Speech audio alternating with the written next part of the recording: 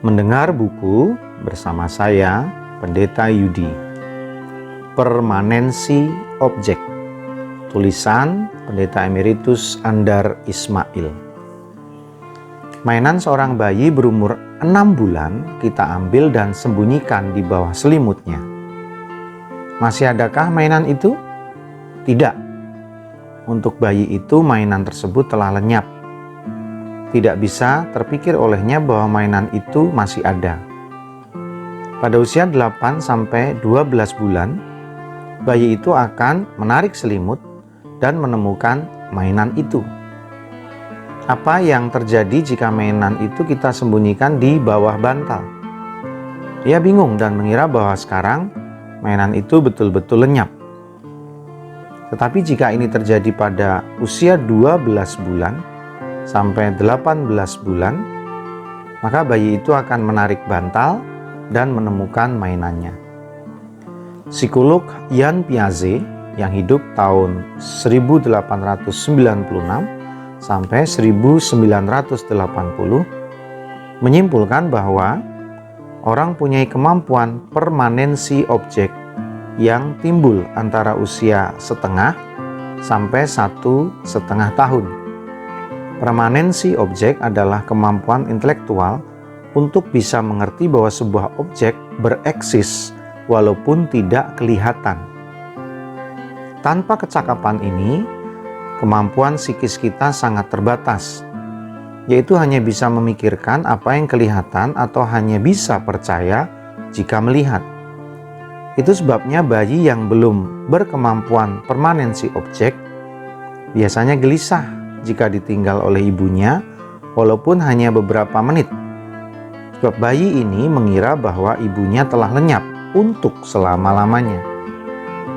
Setelah melewati perkembangan kognitif ini dan mempunyai kemampuan permanensi objek, bayi merasa tentram ditinggal ibunya ke dapur. Bayi ini sekarang mampu berpikir, ibu tidak ada, namun ada.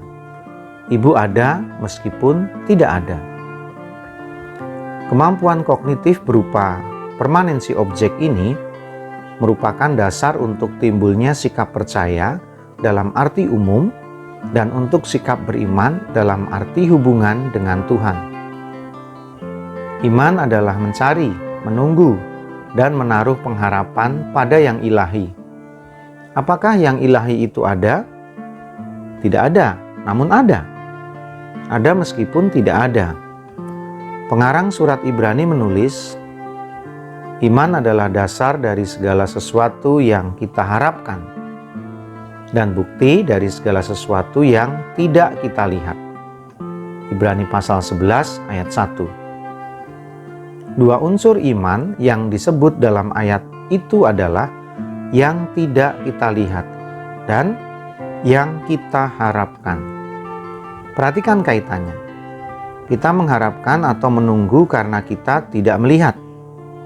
Untuk apa kita harapkan atau tunggu lagi kalau memang kelihatan? Kaitan yang kedua adalah kita mengharapkan atau menunggu meskipun tidak melihat. Inilah iman.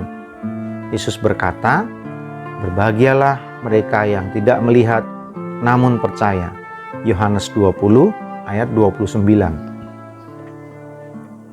Tidak melihat namun percaya, itu berarti tetap berhubungan akrab dengan Tuhan walaupun tidak melihat apa yang kita inginkan dari Tuhan. Misalnya, tidak melihat kesembuhan yang kita dambakan.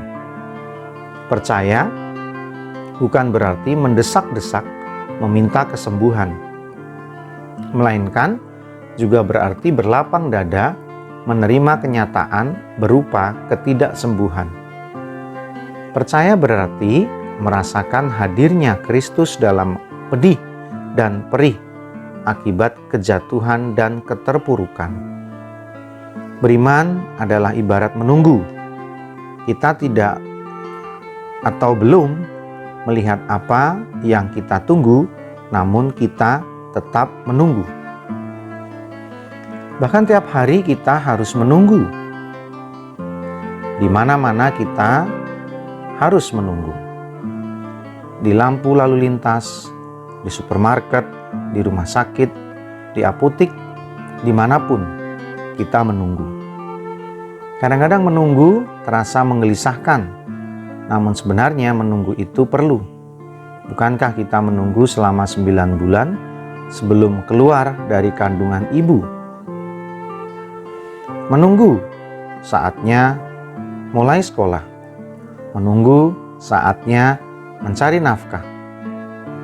Dunia adalah sebuah ruang tunggu yang besar. Beriman adalah menunggu, dan menunggu perlu iman. Beriman adalah berada antara yang tidak kita lihat dan yang kita harapkan. Dibacakan dari buku Selamat Bergumul, tulisan Pendeta Emeritus Andar Ismail.